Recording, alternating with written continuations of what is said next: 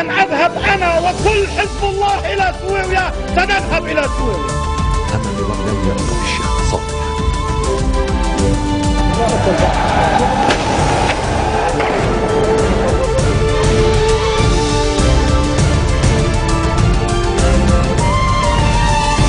Good afternoon on this Wednesday, August 21st. I'm Yumna Naufal and these are today's headlines.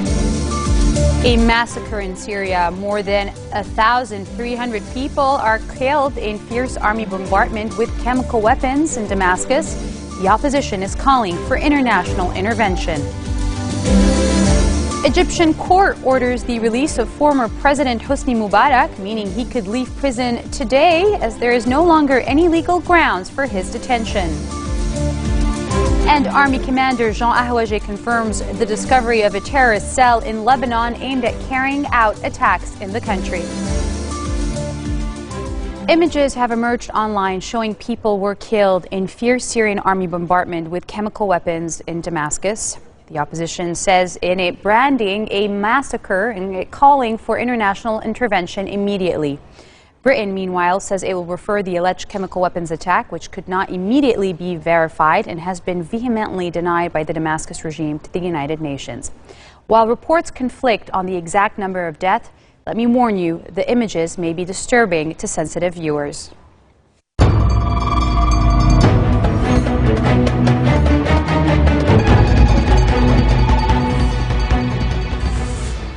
Two Syrian pro-opposition groups are claiming that government forces carried out a poisonous gas attack near the capital Damascus, leaving over 1,300 people dead.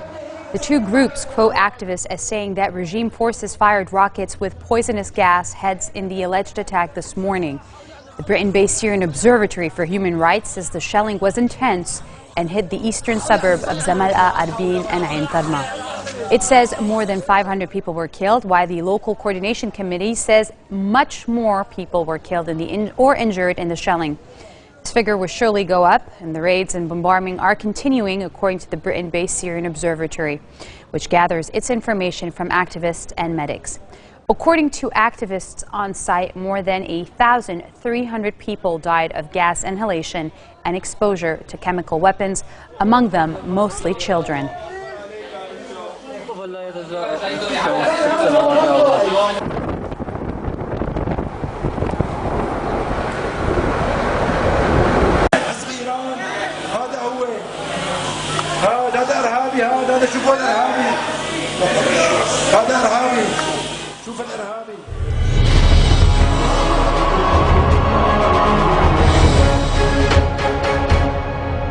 An Egyptian court has ordered the release of former President Hosni Mubarak, according to a judicial and security source, meaning he could leave prison today as there is no longer any legal grounds for his detention.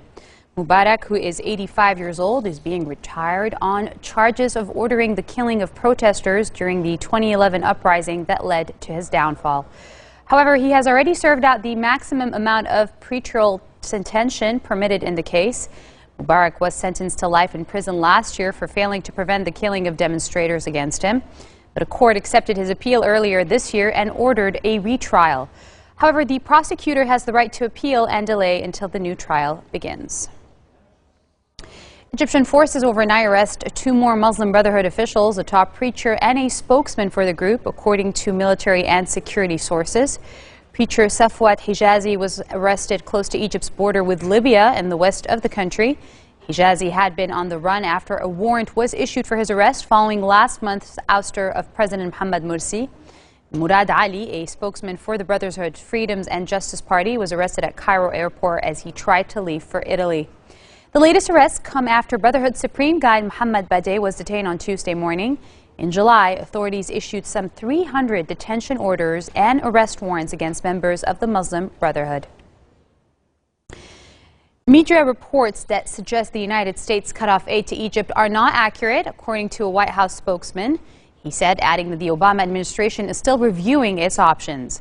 Josh Earnest, the White House spokesman, told reporters in a briefing that Egypt's detention of Muslim Brotherhood leader Mohamed Badeh is not in line with the standard that the U.S. would hope to uphold in protecting basic human rights. Earlier on Tuesday, Egypt's army-backed authorities detained the 70-year-old Badeh, the Brotherhood general guide, in the wake of the bloody suppression of rallies demanding the reinstatement of Morsi. Published reports to the contrary that suggest that assistance to Egypt has been cut off are not accurate. Whether tranches of aid have gone out since the announcement of this review, the Department of Defense announced earlier today that the answer to that question is yes. I don't know the nature of that assistance. You should ask them about that. So if you want to know what's happening in this interim period while there's an ongoing review, at least some assistance has gone out. The other thing I can confirm for you is that because we have not made a decision to cut off aid to Egypt, it is possible that additional tranches of aid could go out. But that's something that's being evaluated on a case-by-case basis. Egyptian Finance Minister Ahmed Jalal says the economy will not be dented if the U.S. or European nations decide to cut off aid as a response to the army's crackdown last week on Muslim Brotherhood protesters that has killed hundreds and wounded thousands. What's happening is we are maybe, we don't know that, maybe losing some money from some place, but we are getting some money or even more money from another place. So in a way, at the end of the day, my books are okay. Does that mean so I'm not too worried. No, but no, I'm not saying that we don't care. We do want to have a good relationship with everybody, with the West, with the Gulf, with everybody. This expansionary policy is not likely to be inflationary. Why? Because, as you very well know, the economy is operating at a very low levels of operation. By the end of June 2013, the economy grew by 2.2%. There's a lot of excess capacity, there's a lot of slack. Expansionary policy is not as inflationary when you have a sluggish economy. That we know from Keynesian economics. So that is one angle of what we are trying to do. Now, I said that another objective of ours is, while we are doing that, we want to be financially disciplined. We don't want a runaway budget deficit. And we will do that at least in two ways. Well, let's say we are not going to do it by increasing taxes. Army Commander General Jean Ahwaje declares a war against terrorism that he claims will not cease before any intimidation or explosion. He confirmed during a ceremony to commemorate retired officers the discovery of a terrorist cell in Lebanon aimed at creating strife and carrying out attacks in the country. He stated the security forces, in cooperation with political authorities, are exerting efforts to apprehend the members of the cell. The attacks they were planning could target any region in Lebanon, regardless of its sectarian identity, the Army commander warned, saying this comes just 2 days after the General Directorate of General Security circulated the pictures of two suspects accused of forming a terrorist network that was allegedly plotting to detonate the explosive Latin car that was discovered on Saturday in Naameh. Streets leading into powerful Hezbollah's stronghold in the southern suburbs of Beirut have been cordoned off as guards in civilian clothes search a long line of cars. Hezbollah is already accused of running a state within a state, but 2 car bombings in the area in as many months have spurred the group to turn 2 suburbs into a fortress. At entrances to Dahieh, or the suburbs, young loyalists of the group, which has thrown its military weight behind Syria's embattled president, ordered drivers to open up their car boots. Others wear uniform, carry walkie-talkies, and are members of the Hezbollah-run Union of Municipalities of the southern suburbs. Backed by Tehran and a key ally of Syria's President Bashar al-Assad, the heavily armed Hezbollah is suffering a severe blow after Thursday when a car bomb killed 27 people. The attack was Lebanon's bloodiest since the 1975-1990 civil war and comes just over a month on from another car bomb attack in the same area that wounded around 50 people. Representatives of the Amal movement meet with Free Patriotic Movement leader MP Michel Aoun at his residence in Rabie. MP Ibrahim Kanaan said that MP Ali Bazi from Speaker Nabih Berri's Development and Liberation Bloc and other Amal representatives visited Rabie in the morning. And he said that they most likely handed General Aoun an invitation to the anniversary of missing Imam Musa Sadr's disappearance. Ties between the FPM and the ML movement have recently been strained over political disputes, mainly surrounding Aoun's objection to the June extension of parliament term, as well as other controversial issues. The ML movement, of which Sadr is a founding member, holds a yearly commemoration of the Shia Imam who disappeared during a visit to Libya back in 1978. And this year's ceremony will mark the 35th anniversary of his disappearance. Coming up next, Al Jazeera America makes its debut in an effort to deliver hard-hitting journalism backed by a coast-to-coast news organization. Stay with us.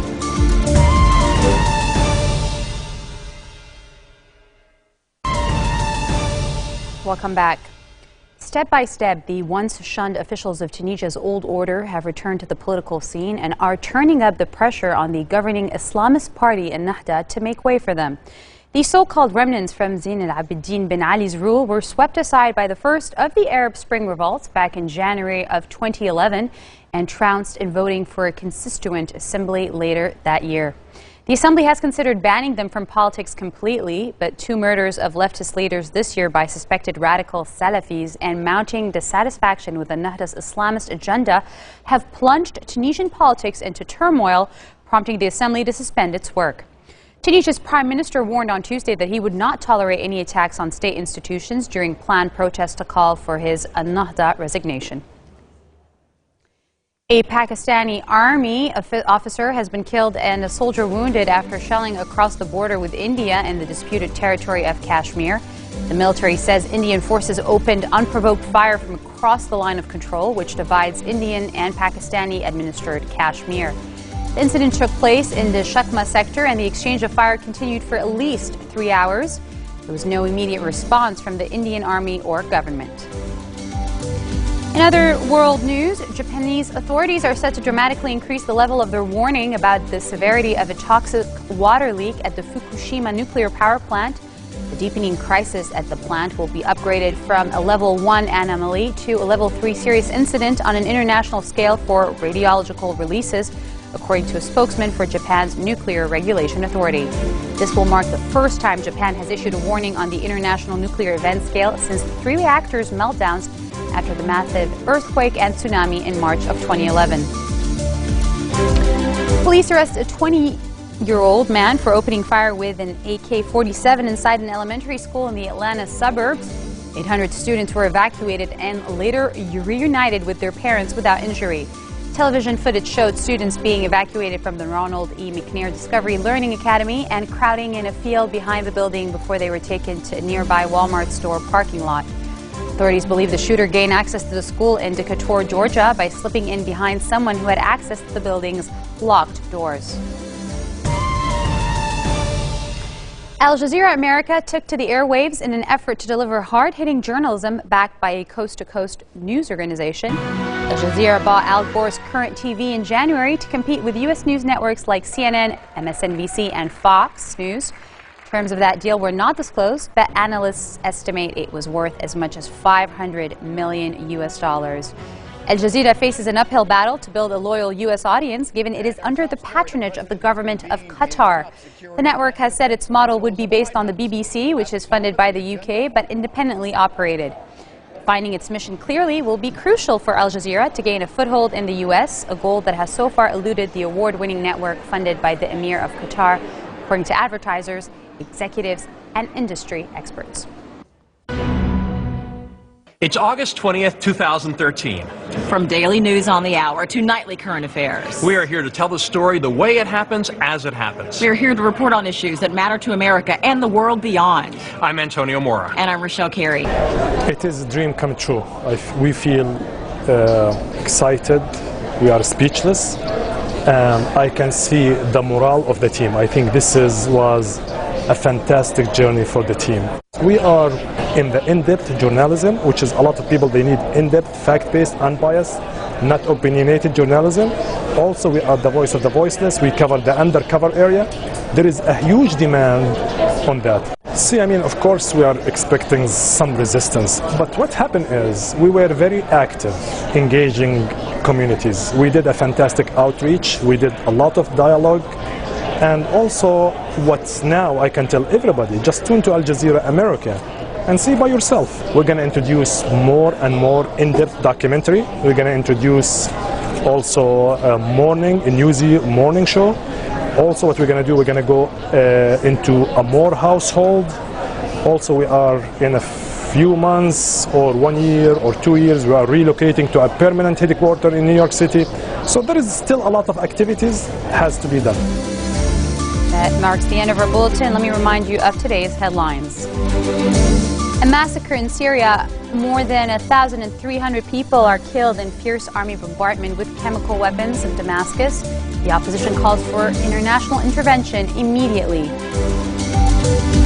An Egyptian court orders the release of former President Hosni Mubarak, meaning he could leave prison as early as today, as there are no longer any legal grounds for his detention.